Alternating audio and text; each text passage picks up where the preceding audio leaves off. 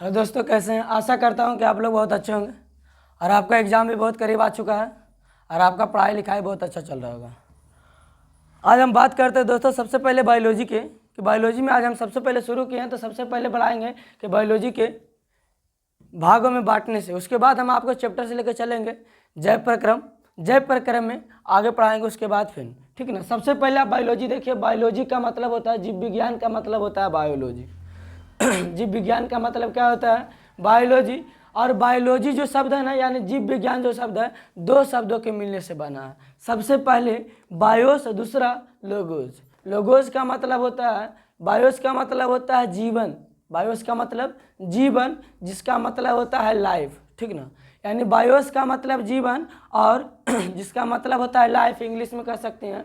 और logos, logos का मतलब होता है अध्ययन। लोगोस का मतलब अध्ययन, अध्ययन का मतलब स्टडी। अगर जो आप कहीं पढ़ाई करते रहते हैं, बायोलॉजी पढ़ रहे हैं, अगर जो कोई आपसे पूछा कि बायोलॉजी किसे कहते हैं, पढ़ाई तो कर रहे हैं बायोलॉजी का, बायोलॉजी किसे कहते हैं, बायोलॉजी कितने शब्दों से मिलकर बना है, बायोलॉजी किस भाषा से लिया गया है, तो सबसे पहले आपसे यही से भी क्वेश्चन उठाया जाता है। तो सबसे पहले हम बात करेंगे क्या बायोलॉजी यानी जीव विज्ञान की। यानी जीव विज्ञान ग्रीक भाषा का है। जीव विज्ञान किस भाषा से लिया गया है? जीव विज्ञान आपका ग्रीक भाषा से लिया गया है। और जीव विज्ञान को दो भागों में बांटा गया। सबसे पहला बायोस, दूसरा लोगोज यानी लोजिया। यानी बायोस का मतलब होता है जीवन, बायोस का मतलब जीवन, जिसको इंग्लिश में कहते हैं लाइफ, जिसको इंग्लिश में क्या कहते हैं? लाइफ। और लोजिया का मतलब होता है अध्ययन करना, जिसको इंग्लिश में कहते हैं स्टडी। आगे देखो, सबसे पहले यानी हम कह सकते हैं जीव विज्ञान के जीवन के बारे में अध्ययन करना क्या कहलाता है? बायोलॉजी कहलाता है, यानी जीव विज्ञान कहलाता है। यानी जीवों के बारे में अध्ययन, यानी जिसमें जान हो उसके बारे में अध्ययन करना क्या कहलाता है? जीव विज्ञान कहलाता है। आगे देखिए, जीव विज्ञान का सबसे पहला प्रयोग जीव विज्ञान का सबसे पहला प्रयोग लैमार्क ने किया था। कब किया था? 1801 ईस्वी में किया था। आप लोग लिखिए, सबसे पहले यानी जीव विज्ञान शब्द का सबसे पहला प्रयोग किसने किया था? यानी जीव विज्ञान शब्द का पहला प्रयोग किसने किया था? तो लैमार्क ने किया था और 1801 ईस्वी में किया था। ठीक, आगे देखिए और आपसे पूछा जाएगा कि जीव विज्ञान का सबसे प्रथम प्रयोग किसने किया था और किस भाषा में किया था और कब किया था। तो आपसे यहाँ पे दिया गया है कि जीव विज्ञान का सबसे पहला प्रयोग लैटिन भाषा में 1736 ईस्वी में कॉर्नेलियस नामक वैज्ञानिक ने किया था। फिर से देखिए यहाँ से, यानी जीव विज्ञान शब्द का प्रयोग किसने किया था और कब? ऑब्जेक्टिव लिखिए, जीव विज्ञान शब्द का प्रयोग किसने किया था और कब? तो लैमार्क ने 1801 ईस्वी में। हो गया। अब दूसरा ऑब्जेक्टिव लिखिए, सर्वप्रथम यानी जीव विज्ञान का सर्वप्रथम प्रयोग किसने किया था और किस भाषा में किया था और कब किया गया था। यहाँ पे बात आती है। तो जीव विज्ञान का सर्वप्रथम प्रयोग लैटिन भाषा में किया गया था, 1736 ईस्वी में किया गया था। और इसको जो खोज किया था ना लैटिन भाषा में, उस वैज्ञानिक का नाम है कॉर्नेलियस। तो आप दूसरा ऑब्जेक्टिव लिखिए कि जीव विज्ञान का सर्वप्रथम प्रयोग किसने किया था और कब किया था, ठीक है ना, और किस भाषा में किया था। लिखिए, यानी जीव विज्ञान का सबसे प्रथम प्रयोग लैटिन भाषा में किया गया था 1736 ईस्वी में, कॉर्नेलियस नामक वैज्ञानिक ने किया था। आगे चलते हैं, अब चलते हैं जीव विज्ञान में। किसमें चलते हैं? जीव विज्ञान यानी बायोलॉजी में। जीव विज्ञान 3 भागों में बांटा गया। जीव विज्ञान कितने भागों में बांटा गया है? जीव विज्ञान को 3 भागों में बांटा गया है। सबसे पहला वनस्पति विज्ञान, दूसरा में प्राणी विज्ञान, तीसरा में सूक्ष्म जीव विज्ञान, ठीक है ना। अब तो हम लोग सुनेंगे कि वनस्पति विज्ञान पढ़े, प्राणी विज्ञान पढ़े, लेकिन सूक्ष्म जीव विज्ञान तो अभी तक किसी ने नहीं पढ़ा है। तो भाई सूक्ष्म जीव जो विज्ञान है ना, सबसे पहला विज्ञान आपको यही पढ़ने का, ये आपका 9th का कोर्स का चैप्टर पढ़ने का आप लोग पढ़े होंगे, अगर जो पिछले क्लास में पढ़े होंगे तब। देखिए यहाँ जीव विज्ञान के 3 भागों में, पहला वनस्पति विज्ञान, दूसरा प्राणी विज्ञान और तीसरा सूक्ष्म जीव विज्ञान। आगे देखते हैं। अब जीव विज्ञान को 3 भागों में बांटा गया है। आपसे पूछा जाएगा कि वनस्पति विज्ञान के लेखक कौन है, यानी वनस्पति विज्ञान के जनक किन्हें कहा जाता है, वनस्पति विज्ञान के पिता किन्हें कहा जाता है, तो आप लिख सकते हैं वनस्पति विज्ञान के पिता थियोफ्रेस्टस को कहा जाता है। वनस्पति विज्ञान के पिता किन्हें कहा जाता है, थियोफ्रेस्टस को कहा जाता है। और आगे देखिए दूसरा में प्राणी विज्ञान। प्राणी विज्ञान का मतलब हम लोग के पिता किन्हें कहा जाता है, अरस्तु के कहा जाता है। हम लोग के पिता किन्हें कहा जाता है, जितने भी जीव जंतु है सभी का पिता कौन है, अरस्तु है, ठीक ना। यानी फिर से एक बार देखिए, जीव विज्ञान के कितने भागों में बांटा गया है, 3 भागों में। सबसे पहला भाग वनस्पति विज्ञान, दूसरा भाग प्राणी विज्ञान, तीसरा भाग सूक्ष्म जीव विज्ञान।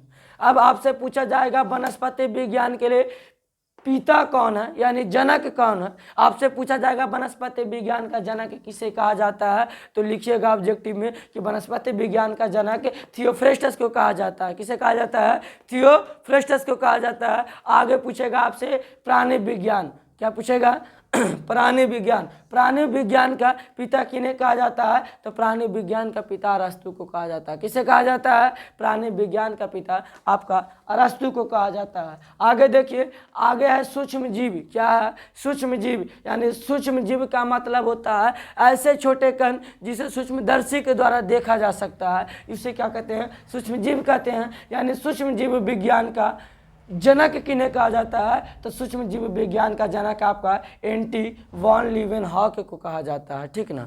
सूक्ष्म जीव का जनक किन्हें कहा जाता है, तो एंटी वॉन लीवेनहॉक को कहा जाता है। अब बात करते हैं सूक्ष्म जीव में, तो सूक्ष्म जीव सबसे पहले आप कोशिका पढ़े होंगे 9th क्लास का पहला चैप्टर में। कोशिका यानी हमारे जीवों की संरचनात्मक एवं क्रियात्मक इकाई को क्या कहते हैं, कोशिका कहते हैं, ठीक ना। हमारे जीवों की संरचनात्मक एवं क्रियात्मक इकाई को क्या कहते हैं, हमारे जीवों की संरचनात्मक इकाई एवं क्रियात्मक इकाई को क्या कहते हैं, कोशिका कहते हैं, ठीक ना। आगे देखिए अब कोशिका की बात क्या करते हैं, तो कोशिका जो होती है ना एकदम छोटे छोटे होती है, ठीक ना। अब कोशिका भी अलग अलग प्रकार में बांटा गया है, एक कोशिकीय, बहुकोशिकीय, प्रोकैरियोटिक, यूकैरियोटिक, ठीक ना। आगे देखिए अब बात क्या करते हैं, सबसे पहले जो हमारा इतना ज़्यादा बड़ा शरीर बना हुआ है, चाहे पेड़ पौधा का हो, चाहे मानव का हो, चाहे कोई जंतु का हो, किसी भी व्यक्ति का शरीर, किसी भी जानवर का शरीर, किसी भी पेड़ पौधों का शरीर हर एक कोशिका को मिलने से बना होता है। यानी हम कह सकते हैं कि कोशिकाओं के मिलने से क्या किस चीज़ का निर्माण होता है, तो कोशिकाओं को मिलने से उत्तक का निर्माण होता है, और उत्तक को समूह को अंग कहते हैं, और अंगों को समूह को अंगतंत्र कहते हैं, और अंगतंत्र जब मिलता है तो क्या बनता है, एक जीव का निर्माण करता है। फिर से देखना है, कोशिका को समूह को क्या कहते हैं, उत्तक कहते हैं। जिस प्रकार से आप छोटे छोटे कण मिलाकर के, कई बालुओं को समूह मिलाकर के, कई मिट्टियों को धूरी मिलाकर के क्या कर सकते हैं, आप एक ईंट का निर्माण कर सकते हैं। यानी आप एक छोटे छोटे कण मिला करके क्या कर सकते हैं, उत्तक निर्माण कर सकते हैं। उसी प्रकार से अब कई ईंटों को मिलाने से आपका एक दीवार बन सकता है। कई ईंटों के मिलाने से क्या बन सकता है, आपका एक दीवार बन सकता है, और वही दीवार को कई दीवारों को मिलाने से, फिर से उसी कई दीवारों को मिलाने से आपका क्या बन सकता है, यानी आप कह सकते हैं कि कई ईंटों के समूह को दीवार कहते हैं, और दीवारों के समूह को क्या कहते हैं, एक छोटा सा रूम कह सकते हैं। और उसी कई रूमों को मिलने से आपका एक मकान का निर्माण, यानी आपका एक घर का निर्माण होता है कि नहीं होता है। और कई घर मिल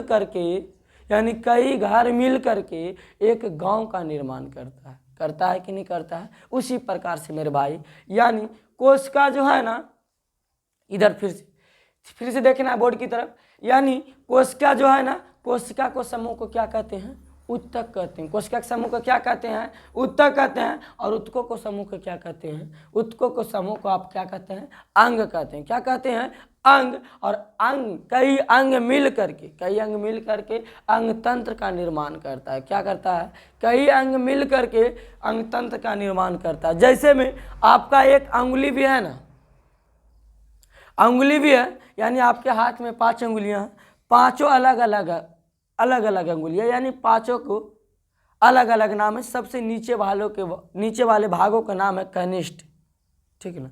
नीचे वाले भागों का क्या नाम है, जिसको कहते हैं कहानी कुल देहात भाषा में, उसको बोलते हैं कनिष्ठ। यानी सभी अंगुलियों को जिसको इसको बोलते हैं अंगूठा, यानी सभी अंगुलियों को अलग अलग से नाम है और सभी अंगुली मिल करके एक पंजा का निर्माण करता है। किसका निर्माण करता है? एक पंजा का निर्माण करता है। उसी प्रकार से कोशिका के समूह को उत्तक, उत्तकों के समूह को अंग और अंगों के समूह को क्या कहते हैं? अंगतंत्र कहते हैं। और कई अंगतंत्र मिलता है तब किसी जीव का निर्माण होता है। आगे देखिए, अब यहाँ तक तो मैंने अध्ययन कर लिया। अब बात किया करते हैं कोशिका किसे कहते हैं? किसे? कोशिका किसे कहते हैं? अब कोशिका की बात आ जाए तो कोशिका किसे कहते हैं मेरे भाई? तो कोशिका किसी जीवों के संरचनात्मक एवं क्रियात्मक इकाई को क्या कहते हैं? कोशिका कहते हैं, ठीक ना। कोशिका किसे कहते हैं? जीवों की संरचनात्मक इकाई एवं क्रियात्मक इकाई को कोशिका कहते हैं। अब बात किया जाए उत्तक, बात किसको किया जाए? उत्तक की, यानी कोशिकाओं को समूह को, कोशिकाओं के समूह को उत्तक कहते हैं और उत्तकों के समूह को अंग कहते हैं। उत्तकों के समूह को क्या कहते हैं? अंग कहते हैं। आगे देखो, आगे क्या कहता है? अंग। और कई अंगों को मिलने से आपका अंगतंत्र का निर्माण होता है और बहुत सारे अंगतंत्र मिलते हैं तो आपका क्या होती है? एक जीव का निर्माण होता है, ठीक। अब इसमें देखिए मेरे भाई, सबसे पहले इसमें बोला है वनस्पति विज्ञान, प्राणी विज्ञान और सूक्ष्म जीव विज्ञान, ठीक ना। तो बारी बारी से सभी को मैंने अध्ययन करूंगा। सबसे पहले आपका वनस्पति विज्ञान है, ठीक ना। सबसे पहले आपका वनस्पति विज्ञान है, दूसरा में प्राणी विज्ञान है, तीसरा में सूक्ष्म जीव विज्ञान है। यानी आपका ये आपका बायोलॉजी का, इसे कह सकते हैं क्या? बायोलॉजी का शुरू जो होता है ना, आगे आपको मतलब मेन रूप से बेसिक आपका बतला दिया। अब हम चलते हैं किसकी ओर? चैप्टर की ओर। किसकी ओर चलते हैं? सबसे पहले चैप्टर की ओर, यानी आपका अध्ययन की ओर, जिसको कहते हैं एक्सरसाइज की ओर चलते हैं। तो सबसे पहले बायोलॉजी में आपका पहला चैप्टर में पढ़ना है आपका किसका? जैव प्रक्रम पढ़ना है। क्या पढ़ना है? जैव प्रक्रम पढ़ना है। आगे देखिए, जैव प्रक्रम में आपको पढ़ने का क्या क्या? जैव प्रक्रम में पढ़ने का है आपका, यानी प्रवाह। जैव प्रक्रम में सबसे पहले आपको पढ़ने का है पोषण। क्या पढ़ने का है? सबसे पहला पढ़ने का है पोषण। क्या पढ़ने का है? सबसे पहला पढ़ने का पोषण। दूसरा है आपका पढ़ने का है श्वसन। क्या पढ़ने का है? श्वसन। तीसरा में कौन सी पढ़ने का है? उत्सर्जन। क्या पढ़ने का है? उत्सर्जन। चौथा में क्या पढ़ने का है? पोषण, श्वसन, उत्सर्जन। पोषण, श्वसन, परिवहन एक पढ़ने का है। सॉरी, सबसे पहले इसके पहले पढ़ने का परिवहन, उसके बाद पढ़ने का उत्सर्जन, ठीक। आगे देखिए, यानी अब हम कहाँ चलते हैं? अपने चैप्टर की ओर, अध्याय की ओर चलते हैं, ठीक ना। सबसे पहले आप इसका एक स्क्रीनशॉट ले लीजिए और हम नेक्स्ट में चलते हैं अगली बार। आगे देखिए, आपका चैप्टर क्या? सबसे पहला चैप्टर आपका जैव प्रक्रम है। अब हम अपने अध्याय के अनुसार चलते हैं। सबसे पहले जैव प्रक्रम। जैव प्रक्रम का मतलब होता है दो शब्दों से पहले मिलकर बना हुआ है। पहले कितने शब्दों से मिलकर बना है? दो शब्दों से। पहला शब्द है आपका जैव, दूसरा शब्द आपका प्रक्रम। पहला शब्द आपका जैव, दूसरा शब्द क्या है? प्रक्रम है। यानी आप कह सकते हैं कि जैव प्रक्रम कितने शब्दों से मिलकर बना है? तो जैव प्रक्रम आपका दो शब्दों से मिलकर बना है। सबसे पहला जैव, दूसरा प्रक्रम। जैव का मतलब होता है जीव, जैव का मतलब जीव, और प्रक्रम का मतलब होता है क्रियाएं, ठीक ना। यानी जैव का मतलब जीव और प्रक्रम का मतलब क्रियाएं। अब हम कह सकते हैं ना कि जीवों में होने वाली वे सभी क्रियाएं, आपसे पूछा जाएगा जैव प्रक्रम कहते हैं किसे, तो बोलिएगा क्या? कि जीवों में होने वाली वे सभी क्रियाएं, क्या? जीवों में होने वाली वे सभी क्रियाएं जिसमें जीवों का अनुरक्षण किया जाता हो। अनुरक्षण का मतलब जिसमें हम सब किसी कार्य को करते हैं कि नहीं करते हैं, तो करने से पहले अगर जो कोई चीज़ डैमेज रहता है तो उसको क्या करते हैं? आप मरम्मत करते हैं। उसी प्रकार से अनुरक्षण का मतलब ही होता है, यानी जीवों में होने वाली वे सभी क्रियाएं जिसमें जीवों को अनुरक्षण किया जाता हो, उसे क्या कहते हैं? जैव प्रक्रम कहते हैं, ठीक है ना। फिर से एक बार, यानी जैव प्रक्रम किसे कहते हैं? तो जीवों में होने वाली वे सभी क्रियाएं जिसमें जीवों का अनुरक्षण किया जाता है, उसे क्या कहते हैं? जय प्रक्रम कहते हैं। ठीक, अब हम आगे की ओर चलते हैं। यानी इस अध्याय में आपको पढ़ने का है पोषण, श्वसन, परिवहन, उत्सर्जन। ठीक ना। अब हम बारी बारी से सबसे पहले पढ़ेंगे आज के इस चैप्टर में। सबसे पहले पढ़ेंगे पोषण के बारे में। किसके बारे में पढ़ेंगे? सबसे पहले पढ़ेंगे पोषण के बारे में, उसके बाद पढ़ेंगे श्वसन के बारे में, उसके बाद पढ़ेंगे परिवहन के बारे में, उसके बाद पढ़ेंगे उत्सर्जन के बारे में। आगे देखिए, अब पोषण के बारे में बोल रहा है ना, तब पोषण यानी पोषक तत्वों को ग्रहण करना, उसका उपयोग और ग्रहण कर उसका उपयोग करना क्या कहलाता है? पोषण कहलाता है। यानी कह सकते हैं कि पोषण, श्वसन, उत्सर्जन, परिवहन और उत्सर्जन।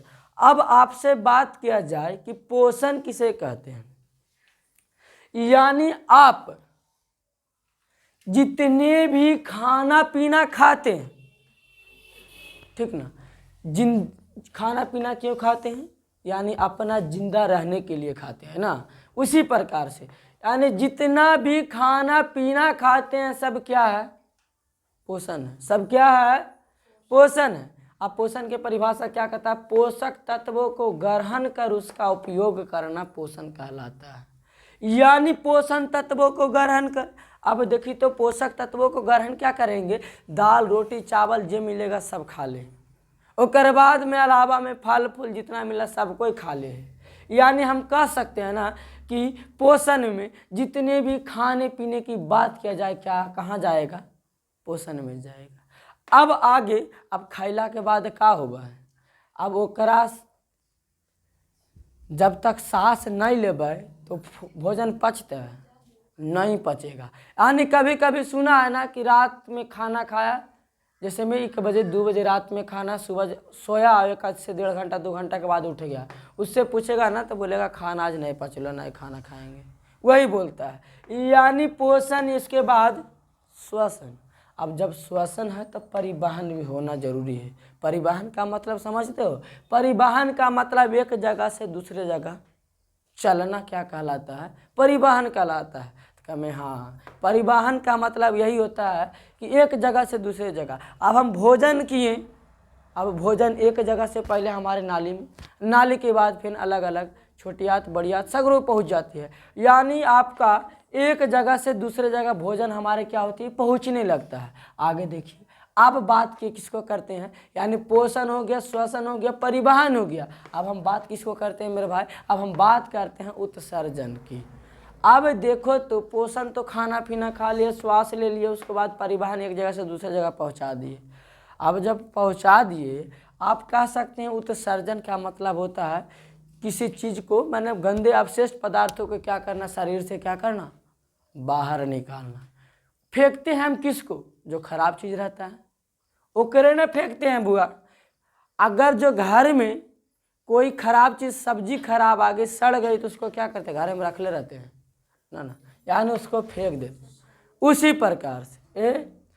प्रकार से उत्सर्जन में भी यही होता है कि जैसे हमारे शरीर के लिए वो लाभदायक नहीं है ना, तो उसको क्या करते हैं? उसको अपने शरीर से निकाल देते हैं। अब बोलो निकालते हैं कैसे? तो सबसे पहले आप लेते हो क्या? ऑक्सीजन, छोड़ते हो क्या? Carbon dioxide. ठीक ना। यानी आपसे पूछा जाएगा, एक क्वेश्चन फिर बनता है बुआ, इधर देखो बोर्ड पर की तरफ। यानी एक क्वेश्चन फिर बनता है क्या कि आप सांस लेने में कितना टाइम लगाते हैं? तो आप सांस लेने में 2 सेकंड टाइम लगाते हैं। कितना सेकंड? सांस लेने में 2 सेकंड टाइम लगता है और सांस छोड़ने में 3 सेकंड टाइम लगता है। कितना टाइम लगता है? सांस लेने में 2 सेकंड टाइम और सांस छोड़ने में 3 सेकंड टाइम। अब बात क्या करते हैं उत्सर्जन में? तब देखो सांस ले रहे हैं, जब उत्सर्जन करने की बारी नहीं आती तो सांस लेते रहते, छोड़ते नहीं। लेकिन सांस लेते भी और सांस छोड़ते हैं भी, यानी सांस लेते हैं और सांस छोड़ते हैं। इसका मतलब ये होता है ना कि आप अच्छे चीज़ों को अंदर ले रहे हैं और अपने शरीर से गंदे पदार्थों को क्या कर रहे हैं? बाहर निकाल रहे हैं। दूसरा में, जैसे में आप पानी पीते हैं, नॉर्मल पानी पीते हैं कि नहीं पीते हैं? नॉर्मल पानी, अच्छी पानी एकदम पीते हैं। पीने के बाद हमारे शरीर में उसकी मतलब उससे अच्छे पदार्थों को निकालने के बाद शरीर उसको क्या करते हैं, गंदे पदार्थ, उसमें जितना भी गंदे पदार्थ रहते हैं उसे शरीर से बाहर निकाल देते हैं। वो भी किसके माध्यम से, तो पसीना के माध्यम से, पेशाब के माध्यम से, यानी ये सभी चीज़ों के माध्यम से क्या होती है, हमारी चीज़ निकल जाती है। अब हम भोजन करते हैं तो भोजन में सारा चीज़ हम भोजन नहीं कर जाते हैं, भोजन करने के बाद जो उससे अच्छी पदार्थ यानी कार्बोहाइड्रेट, प्रोटीन, वसा, खनिज, लवण जो रहता है क्या कहते हैं, हमारे शरीर में रह जाती है। बाकी चीज़ें क्या होती है, हमारे शरीर के द्वारा बाहर निकल जाती है। उसी को क्या कहते हैं, उत्सर्जन कहते हैं। अब हम सबसे पहले बात करेंगे मेरे भाई पोषण के बारे में। अब आपसे पूछा जाएगा कि पोषण किसे कहते हैं, तो पोषक तत्वों को ग्रहण कर उसका उपयोग करना क्या कहलाता है, पोषण कहलाता है। पोषक तत्वों को, अब पोषक तत्वों को ग्रहण क्या करेंगे, पोषक तत्वों में मतलब आता है कार्बोहाइड्रेट, वसा, प्रोटीन, खनिज, लवण, ये सभी चीज़ आता है पोषक तत्व, यानी जिससे हमें क्या हो, फायदा हो, ठीक ना। यानी पोषक तत्वों को ग्रहण कर उसका उपयोग करना क्या कहलाता है, पोषण कहलाता है।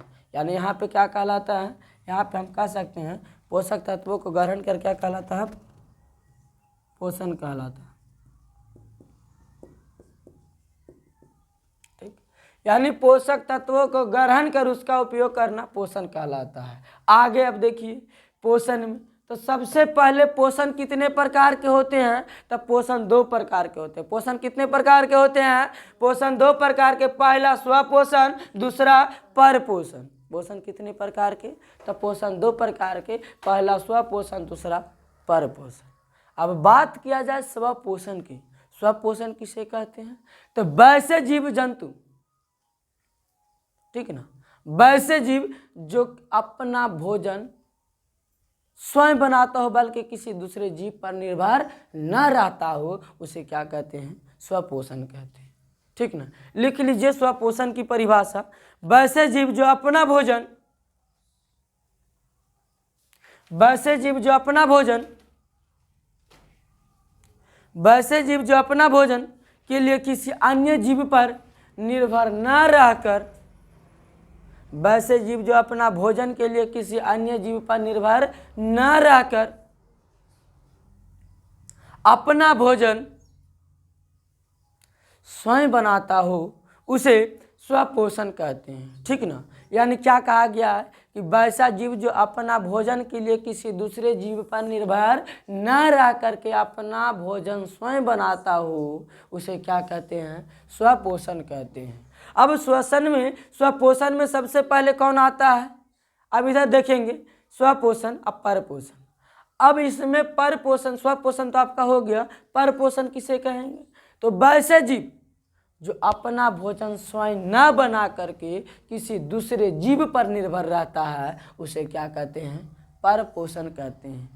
अब यहाँ पे स्वपोषण का एग्जाम्पल पूछेगा कि कौन सा ऐसा जीव है जो अपना भोजन स्वयं बनाता है, तो हम कह सकते हैं कि सभी हरे पेड़ पौधे अपना भोजन क्या करता है, स्वयं बनाता है। एग्जाम्पल में स्वपोषण का लिख लीजिए, एग्जाम्पल में स्वपोषण का एग्जाम्पल हो जाएगा सभी हरे पेड़ पौधे। आगे देखिए, अब परपोषण की बात करते हैं।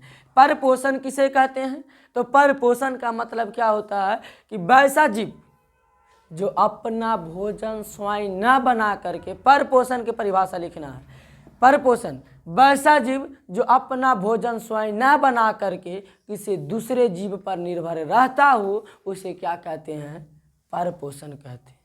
जैसे में हम सब, ठीक ना, हम सब क्या है, स्वपोषण है या परपोषण है, तो हम सब है एक परपोषी जीव। क्यों, क्या है कि हम लोग अपना भोजन स्वयं न बनाते हैं बल्कि दूसरे जीवों पर निर्भर रहते हैं। तो क्या मैं सर डेली तो खाना बनावे का, यानी परपोषण का मतलब जो अपना भोजन स्वयं न बना करके दूसरे जीव पर निर्भर रहता हो, उसे क्या कहते हैं, परपोषण कहते हैं। तो तुम लोगों का रिप्लाई आएगा क्या कि सर अपना भोजन कैसे नहीं बनाते हैं, अपना भोजन तो डेली रोटी चावल दाल सब कुछ बनाते हैं, फिर भी कहते हैं अपना भोजन नहीं बनाते हैं का। तो ऐसा कोई बात नहीं है, अपना भोजन इसका मतलब ये नहीं, आप जो भोजन आप बना रहे हैं ना, वो भी आप पका बनाया हुआ भोजन को आप बना रहे हैं, ठीक है ना। अब आगे देखते हैं। सबसे पहले आप कुछ पढ़ेंगे स्वपोषण के बारे में, उसके बाद अब चलेंगे उसके बाद परपोषण के बारे में। कोई दिक्कत? सबसे पहले परपोषण के बारे में, अब स्वपोषण के बारे में। स्वपोषण के अंतर्गत पढ़ेंगे, इधर देखो, जो जीव स्वपोषण करते हैं स्वपोषी कहलाते हैं, ठीक है ना। अब जो जीव स्वपोषी किसे कहते हैं? कि जो जीव अपना भोजन स्वयं बनाते हैं उसे क्या कहते हैं? स्वपोषी कहलाते हैं। तो ये वाला आप एक नोट पॉइंट में लिख लीजिए, नोट में दे करके लिख लीजिए कि जो जीव स्वपोषण करते हैं स्वपोषी कहलाते हैं।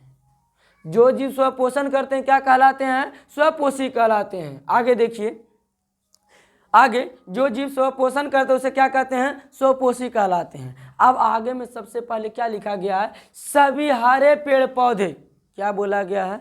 सभी हरे पेड़ पौधे स्वपोषी होते हैं। क्या होते हैं? सभी हरे पेड़ पौधे क्या होते हैं? तो सभी हरे पेड़ पौधे स्वपोषी होते हैं। ये आप लिख लीजिएगा नोट सेकंड में, नोट फर्स्ट में और नोट सेकंड में, सभी हरे पेड़ पौधे स्वपोषी होते हैं।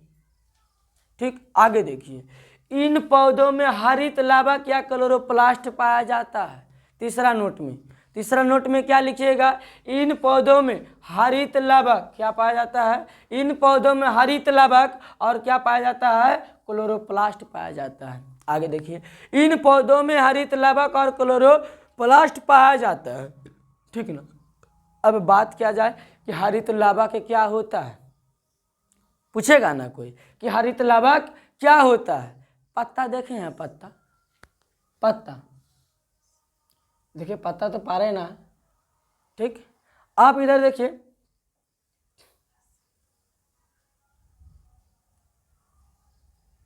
ठीक ना, यानी आप एक पत्ता दिख रहा है यहाँ पे, इधर आप मानते हैं एक पत्ता दिख रहा है, ठीक ना। यानी इस पत्ता में जो आपका देखने पर गोल गोल छिद्र टाइप के मिलेगा, ठीक ना, यही आपका क्या कहलाएगा? हरित लाभक या क्लोरोप्लास्ट कहलाएगा। इधर फिर से, यानी हरित लाभक किसे कहेंगे? तो एक देखिए इधर पत्ता दिख रहा है ना, पत्ता दिख रहा है, ये पत्ता में जो गोल गोल आकार के दिखेगा ना उसको क्या बोलेंगे? हरित लाभक या क्लोरोप्लास्ट बोलेंगे। आगे देखिए, अब क्लोरोप्लास्ट किसे कहते हैं? मतलब क्लोरोप्लास्ट में क्या होता है? तो क्लोरोप्लास्ट में हरे रंग का एक वर्णक पाया जाता है। क्लोरोप्लास्ट में क्या पाया जाता है? ये भी नोट पॉइंट में लिख लीजिए, note point first, note second, note third और नोट फोर्थ में। सबसे पहले देखिए, क्लोरोप्लास्ट में हरे रंग का वर्णक पाया जाता है जिसे पर्णहरित के नाम से जाना जाता है या क्लोरोफिल कहा जाता है, ठीक ना। यहाँ पे लिखा गया क्लोरोप्लास्ट में हरे रंग का वर्णक पर्णहरित या क्लोरोफिल पाई जाती है। यानी कह सकते हैं कि क्लोरोप्लास्ट में हरे रंग का वर्णक पर्णहरित या क्लोरोफिल पाई जाती है, ठीक है ना। आप एक ऑब्जेक्टिव लिखिए, ऑब्जेक्टिव क्या कहता है कि पत्ती हरा क्यों होता है? पत्ती हरा क्यों होता है? तो आपका जो पत्ती हरा होता है ना, आपका पत्ती हरा होता है पर्णहरित यानी क्लोरोफिल के कारण। क्लोरोफिल को हिंदी में आप कहते हैं पर्णहरित, क्लोरोफिल को हिंदी में क्या कहते हैं?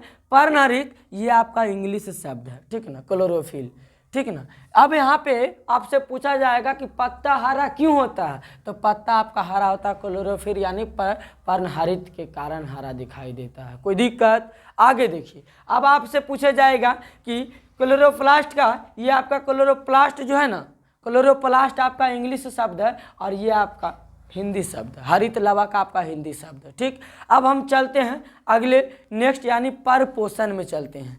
परपोषण में चलते हैं। परपोषण किसे कहते हैं?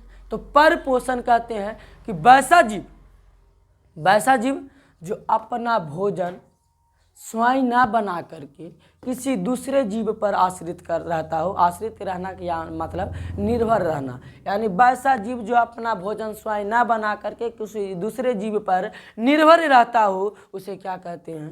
परपोषण कहते हैं, ठीक। अब आगे चलते हैं अगले, इसका क्या करिए आप एक स्क्रीनशॉट ले लीजिए, नेक्स्ट में चलते हैं।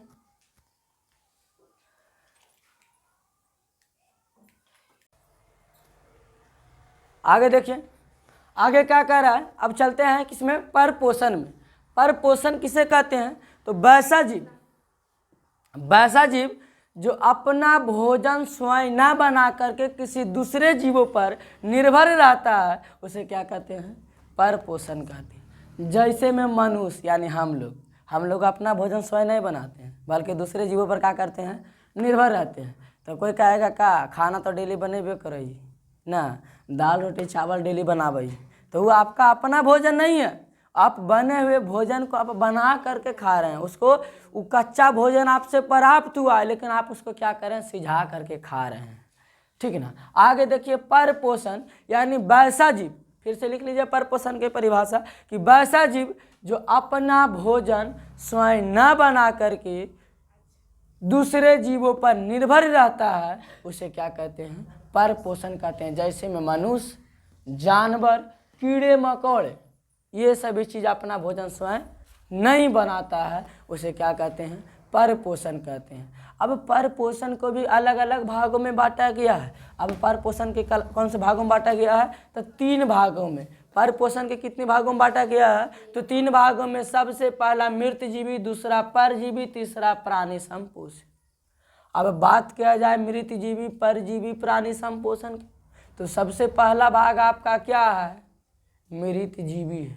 मृतजीवी का मतलब क्या होता है कि वैसा जीव जो मरे हुए पौधों से, मरे हुए जीव जंतुओं से अपना भोजन प्राप्त करता है उसे क्या कहते हैं? मृतजीवी कहते हैं। जैसे में देखा है गांव में कोई जानवर मर गया, उसको जाकर के क्या करते? फेंक देते हो।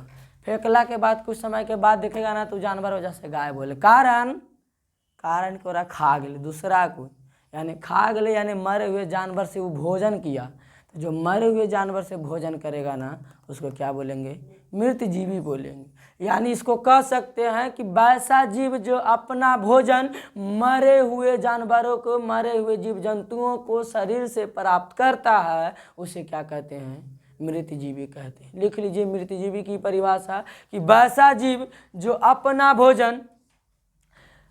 भोजन मरे हुए जीव जंतुओं के शरीर से प्राप्त करता है उसे मृतजीवी पोषण कहते हैं। मरे हुए जीव जंतुओं से भोजन प्राप्त करता है उसे क्या कहते हैं? मृतजीवी पोषण कहते हैं। जैसे में लिखे कहेगा तो क्या बोलिएगा इसमें? तो जैसे में हम बोलेंगे क्या कि जैसे में सड़े गले कोई पदार्थ क्या है? जैसे में आप लोग क्या करते हैं? गोबर छत्ता उगता है कि नहीं उगता? आपके गाँव में गोबर छत्ता कहाँ पे उगता है? गोबर पर उग जाती है। यानी आपका जो है ना गोबर एक सड़े गले पदार्थ की तरह के काम करता है, उसमें क्या करता है? गोबर छत्ता उग जाती है। आप जैसे क्या करते हैं? अचार में देखे होंगे, अचार में ऊपर से क्या जम जाता है जिसको फूफंद यानी फंजाई कहते हैं, वो आपका ऊपर से जम जाता है जिसको कुल आप देहात